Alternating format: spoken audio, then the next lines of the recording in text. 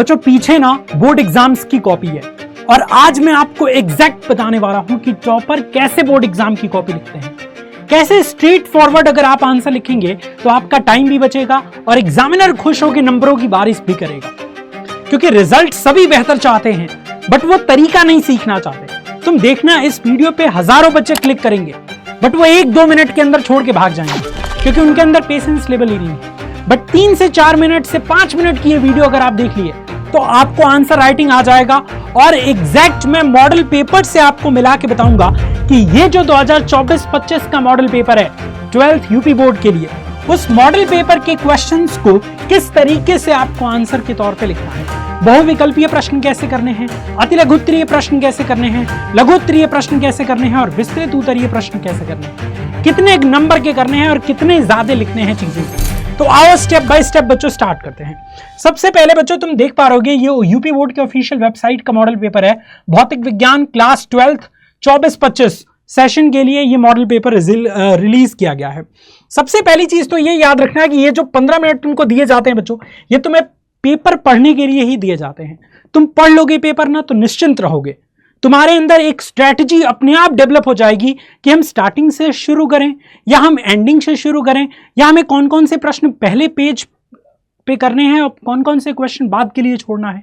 ये सब स्ट्रैटेजी आपको समझ आ जाएगी जैसे ही 15 मिनट तसल्ली के साथ पेपर पढ़ोगे। तो ये बहुत इंपॉर्टेंट है। उसके बाद अलग अलग खंड में अलग अलग पेपर आते हैं। यूपी बोर्ड में जो सबसे पहला खंड है खंड अ, इस खंड अ के अंतर्गत बच्चों 5 एमसीक्यूज क्वेश्चंस आपसे पूछे जाते हैं बेसिकली। अब एमसीक्यूज का आंसर आपको कैसे लिखना है, बहुत सारे बच्चों को कंफ्यूजन होती है कि सर इसको सॉल्व करें या डायरेक्ट इसका आंसर लिख दें। जैसे मान लीजिए सर ये एक मात्रक वाला क्वेश्चन है तो इसको तो चलिए छोड़ दीजिए, बट कुछ ऐसे प्रश्न आते हैं ना सर जिसमें ना न्यूमेरिकल सॉल्व करने होते हैं, जैसे ये, तो क्या हम न्यूमेरिकल सॉल्व नहीं करेंगे, डायरेक्ट आंसर लिख देंगे तो नंबर मिल जाएगा? जवाब है बिल्कुल मिल जाएगा। एमसीक्यूज क्वेश्चन का मतलब ये होता है कि सिर्फ आंसर दो, एक्सप्लेनेशन नहीं चाहिए। क्योंकि इसके लिए देखना भाई 1 नंबर तुझे दिया जा रहा है, 1 नंबर के लिए क्या मेहनत करके हनुमान जीवन के सीना थोड़ी चीर देगा। 1 नंबर लेने हैं, जितना नंबर है उतने अकॉर्डिंग जो है वो चीजें किया जाता है। ठीक है, तो अब देखो मैं एक एग्जाम्पल से आपको दिखा देता हूं कि कैसे लिखना है। जैसे फॉर एग्जाम्पल पहले का को आपका आंसर लिखना है, मान लो कि वैद्युत फ्लक्स का मात्रक क्या है। अब देखो टॉपर कैसे लिखेगा, टॉपर ऐसे लिखेगा प्रश्नोत्तर संख्या पहले का क। क्या लिखेगा? प्रश्नोत्तर संख्या पहले का क। और यहां पे मान लो टॉपर भूल ना जाए, है ना, या कई बच्चे एग्जाम की हड़बड़ी में यहां पे क्रमांक डालना भूल जाते हैं, इसलिए दोबारा यहां पे लिखना है पहले का क, उसके बाद तीर डालना है, फिर आंसर लिखना है और आंसर तीसरा सीधे लिख देना है, यानी कि वोल्ट इंटू मीटर। इसका मात्रक क्या होता है? वोल्ट इंटू मीटर होता है विद्युत फ्लक्स का मात्रक। तो वोल्ट इंटू मीटर तीसरे ऑप्शन पे है तो हमने सीधे लिख दिया आंसर तीसरा। और अगर आप पारदर्शिता चाहते हैं कि नहीं सर मान लीजिए हमसे कोई गड़बड़ी हो जाए तो तुम यहां पे ब्रैकेट में वोल्ट इंटू मीटर भी लिख सकते हो, ऐसा कुछ नहीं है। या तो वो लिख दो या तो ये लिख दो या तो दोनों लिखना चाहो तो लिख सकते हो। बहुविकल्पीय प्रश्नों को ऐसे ही सॉल्व करने हैं। इसके बाद अगर तुमको यह लगता है कि इस वाले क्वेश्चन में जो करेक्ट आंसर होगा वो ऑप्शन नंबर 3 होगा, Q V vector cross P vector, तो इसको आराम से लिख दो कि ऑप्शन नंबर मतलब प्रश्नोत्तर संख्या पहले का ख का आंसर है तीसरा। इसी तरीके से पहले के ग का आंसर है चौथा। इस तरीके से बस आपको आंसर नंबर बता देना है कि ऑप्शंस में से कौन सा ऑप्शन करेक्ट है। सॉल्यूशन की जरूरत नहीं है, सॉल्यूशन करने बैठोगे भैया खामखा टाइम जाएगा, जिसकी वजह से बाद में 5 नंबर वाले प्रश्न के लिए टाइम तुम्हारे पास नहीं बचेगा, हड़बड़ी मचेगी, वो बड़े बड़े प्रश्नों में तुम्हें समय नहीं मिलेगा, गलत करके आ जाओगे, नंबर कम आ जाएंगे। तो स्ट्रैटेजिकली खेलो, चीजों को समझते हुए खेलो। अब ये तो था हमारा 1 नंबर की बात। अब अगर हम खंड ब की तरफ चलें, जो होता है अति लघुत्तरीय प्रश्न, ये भी 1 ही नंबर का होता है भाई, लेकिन इसमें ऑप्शन नहीं होते। ठीक है, जैसे इसका आंसर देख ले भाई, इसको कितना लिखना है, कितने वर्ड लिमिट में लिखना है, कितना लिखें कि ज्यादा भी टाइम ना लगे और हमारा नंबर भी हमें पूरा मिल जाए। तो इधर देख ले भाई, विशिष्ट चालकता का सूत्र और मात्रक लिखिए। परिभाषा नहीं पूछ रहा है, याद रखियो, परिभाषा नहीं पूछ रहा है आपसे। तो चौधरी बने लगे परिभाषा लिखने तो अपना ही नुकसान करोगे। परिभाषा लिखोगे तो ऐसा थोड़ी है कि एग्जामिनर नंबर काटेगा, नहीं काटेगा, बट तुम्हारा समय व्यर्थ होगा। तुमसे बस सीधे सीधे पूछा है कि विशिष्ट चालकता का सूत्र और मात्रक लिखो। टॉपर स्टूडेंट्स क्या करेंगे, प्रश्नोत्तर संख्या दूसरे का क और एक लाइन लिखेंगे भूमिका के तौर पे कि विशिष्ट चालकता का सूत्र तथा मात्रक निम्नलिखित है। पहला हेडिंग डालेंगे ब्लैक पेन से सूत्र फॉर्मूला सिग्मा बराबर 1/ρ। दूसरा पॉइंट डालेंगे मात्रक यानी यूनिट, और मात्रक डालेंगे ohm inverse metre inverse. Simple सी बात है, बस इसके अलावा कुछ नहीं करना। तुझे भाई 1 नंबर दुनिया की कोई भी ताकत दिलवाने से नहीं रोक सकती, मिलना ही मिलना है 1 नंबर के लिए, और कुछ नहीं करना भाई। तो इसी तरीके से सारे क्वेश्चन करने हैं 1 नंबर वाले, ये भी सब 1-1, 2-2 लाइन के आंसर हैं सारे, और उतना ही लिखना है बस। अब थोड़ा सा बढ़ जाते हैं बच्चों, एक और अति लघुत्तरीय प्रश्न का ही टाइप है, या शायद इसको लघुत्तरीय कहते हैं। लघुत्तरीय 2 तरीके का होता है, या अति लघु शायद 2 तरीके का होता है, एक 1 नंबर का, एक 2 नंबर का। तो ये उसका बड़ा भाई है। अब जैसे देखो, इसको थोड़ा सा बड़ा कर देता है, जैसे एक खा ले लेते हैं, न्यूमेरिकल टाइप का है। अभी तक हम थ्योरी देखते आ रहे हैं कि न्यूमेरिकल कैसे करेंगे वो देख लेते हैं। तो जैसे देख भाई, कहेगा कि किसी प्रिज्म के अल्पतम विचलन कोण का मान 30 डिग्री है, प्रिज्म के प्रथम अपवर्तक पृष्ठ पर अपवर्तक कोण 30 डिग्री है, प्रिज्म के पदार्थ का अपवर्तनांक ज्ञात कीजिए। 2 नंबर का क्वेश्चन है, कैसे इसका आंसर लिखेंगे? आजा भाई, चूंकि ये न्यूमेरिकल है, न्यूमेरिकल में एक अगर चिन्ह भी गड़बड़ हुआ भैया नंबर नहीं मिलेंगे, सीधी सीधी बात है।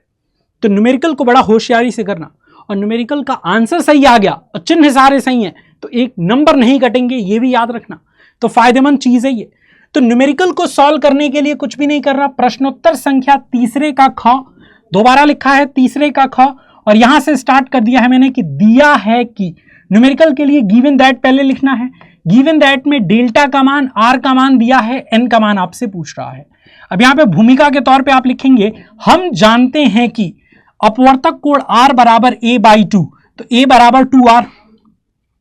जैसे ही a बराबर 2r करेंगे, r का मान 30 डिग्री है, a का मान 60 डिग्री आ जाएगा। a का मान मिल गया, डेल्टा m का मान मिल गया, तो प्रिज्म के पदार्थ के अपवर्तनांक का सूत्र लगाएंगे ये वाला। इस सूत्र को बॉक्स में भी बंद कर देना ताकि एग्जामिनर को सीधे दिख जाए कि अच्छा ये फॉर्मूला लगाया है बच्चे ने। तो इस फॉर्मूले में डेल्टा का और a का मान रख के फाइनली आंसर आप परमीकरण करके निकाल सकते हो √2, और बढ़िया से आपको नंबर मिल जाएगा 2 नंबर। ये 2 मार्क्स का क्वेश्चन है, पूरे के पूरे 2 मार्क्स आपको मिल जाएंगे। पूरी चीज लिख के बताई है कि कैसे आपको कितना क्या लिखना है। अगर जरूरत पड़े दूसरे पेज की तो दूसरा पेज भाई ले लियो, यहाँ इस तरीके से कंजूसी मत करियो लाइन खींच के, ठीक है। अगर दूसरा पेज लेने की नौबत आए तो दूसरा पेज ले लियो, ठीक है भाई। अब हम बात करते हैं थोड़ा सा बड़े टाइप के क्वेश्चंस की। जैसे 2 नंबर का तो ऐसे ही सारे होंगे, इतना ही रेंज में 1 पेज में हो जाएगा 2 नंबर का क्वेश्चन। अब अगर मैं 3 नंबर के क्वेश्चंस की बात करूं, जैसे मान लो ये वाला एक, अपवाह वेग की परिभाषा दीजिए। तो पहला पॉइंट तो आपको अपवाह वेग की परिभाषा लिखनी है प्रॉपर। तो अपवाह वेग हेडिंग डालेंगे और उसकी परिभाषा लिखेंगे, और अपवाह वेग और विद्युत धारा में संबंध स्थापित कीजिए, डेरिवेशन करना है। अब आओ दिखाता हूं कैसे करोगे। देखो, इसके लिए इस पे लिखने में काफी टाइम लगेगा, इसलिए मैं थोड़ा सा यहां पे इसको आके लेके चलता हूं। तुमको अपवाह वेग हेडिंग डालना है बच्चों। क्या करना है, सबसे पहले हेडिंग डालना है अपवाह वेग। ऐसे ही अपवाह वेग ब्लैक पेन से हेडिंग डाल देना। अपवाह वेग की परिभाषा बता देना कि किसी चालक में जब वोल्टेज सोर्स से उसको जोड़ा जाता है तो चालक में उपस्थित सारे मुक्त इलेक्ट्रॉनों पर एक वैद्युत क्षेत्र के प्रभाव में बल लगता है, जिस बल से सारे मुक्त इलेक्ट्रॉन एक औसत वेग से चालक के ऋणात्मक टर्मिनल से धनात्मक टर्मिनल की ओर गति करने लगते हैं। उसी औसत वेग को अनुगमन वेग कहते हैं। और ये प्रॉपर दोनों चालक बना के इस इलेक्ट्रॉनों को मूव करा के और दिखा देना चित्र के माध्यम से। हो गया। अब दूसरी चीज जो पूछा है वो डेरिवेशन आपसे पूछा है। तो डेरिवेशन कौन सा वाला करना है, ये वाला। अनुगमन वेग और विद्युत धारा में रिलेशन। एक चालक बना दिया, इलेक्ट्रॉनों को दौड़ा दिया वोल्टेज सोर्स लगा के, सबसे पहले दूरी निकाल लिया तो अनुगमन वेग गुणे समय, उसके बाद एकांक आयतन में मुक्त इलेक्ट्रॉनों की संख्या निकाल लिया। अब इतने आयतन में मुक्त इलेक्ट्रॉन की संख्या निकाल लिया तो डेल्टा टी समय में ये इलेक्ट्रॉन यहां से यहां तक आ गए, जिसमें ये इतना आयतन कवर किए होंगे। तो उतने आयतन में कितना जो है वो आयतन होगा, उतनी दूरी कवर करने में कितना आयतन घेरेगा, तो ए वी डी डेल्टा टी, और उतने आयतन में कितने मुक्त इलेक्ट्रॉनों की संख्या होगी, तो एकांक आयतन में n, तो इतने आयतन में N A V D delta T. अब इस आयतन में जो मुक्त इलेक्ट्रॉन है उससे संबंधित आवेश तो Q बराबर n इंटू ई होता है, और उस आवेश से संबंधित धारा तो I बराबर डेल्टा Q बटा डेल्टा टी। डेल्टा Q का मान रख के डेल्टा टी से डिवाइड कर देंगे, आराम से I बराबर N E A V D आ जाएगा। इतने करने के लिए 3 नंबर आपको दिए जाएंगे। अब सीधे भाई आ जा तू इस चीज के ऊपर कि भैया अब अगर 5 नंबर का क्वेश्चन पूछे, ऐसे ही 3 नंबर के सारे क्वेश्चन है, विभव प्रवणता से क्या तात्पर्य है, वैद्युत क्षेत्र की तीव्रता और विभव प्रवणता में रिलेशन बताइए। इस तरीके से एक न्यूमेरिकल दिया है, एक और न्यूमेरिकल दिया है, तो 3 नंबर के क्वेश्चन में ज्यादा न्यूमेरिकल्स और डेरिवेशन वाली चीजें आती है। अब थोड़ा एक 5 नंबर का क्वेश्चन समझ लेते हैं, क्योंकि वीडियो लंबा हो रहा है, थोड़ा हमें शॉर्ट में ही रखनी है ताकि सारे बच्चों को फायदा हो। तो 5 नंबर का क्वेश्चन एक देख लो बच्चों, देखो क्या कह रहा है, स्थिर वैद्युतिकी का गॉस प्रमेय लिखिए। ये 5 नंबर में 2 नंबर इसके लिए है और 3 नंबर इसके बाद का डेरिवेशन के लिए है कि इसकी सहायता से एक समान रूप से आवेशित अनंत लंबाई के तार के निकट वैद्युत क्षेत्र की तीव्रता का व्यंजक प्राप्त करिए।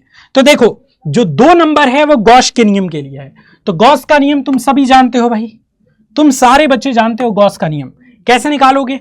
गॉस का नियम हेडिंग डालोगे अपने बोर्ड की कॉपी में और लिखोगे किसी बंद पृष्ठ से गुजरने वाला वैद्युत फ्लक्स उस पृष्ठ पर परिबद्ध कुल आवेश का 1/ε0 गुना होता है।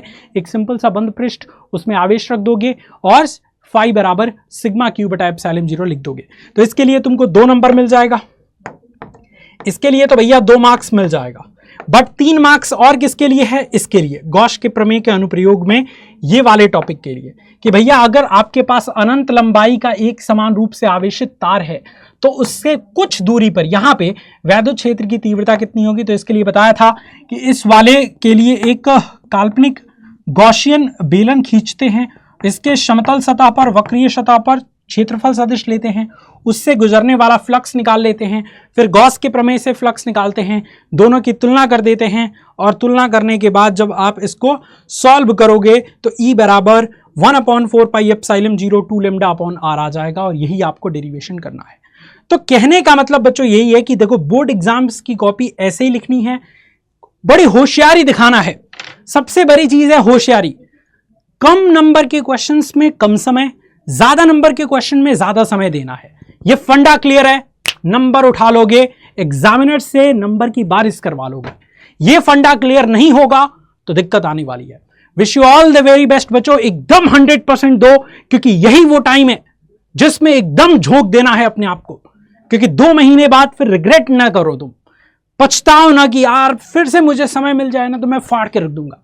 अरे भाई फिर नहीं मिलता समय किसी को, यही समय है, इसी में दबा दे भाई एकदम तगड़ा वाला, है ना। हम तुम्हारे साथ है, एकदम हर कदम पे साथ रहेंगे। अभी कल ही एक मैराथन फिजिक्स की आ रही है सुबह 7 बजे, तो उसमें भी जुड़ जाओ और अपनी तैयारी बेस्ट करो।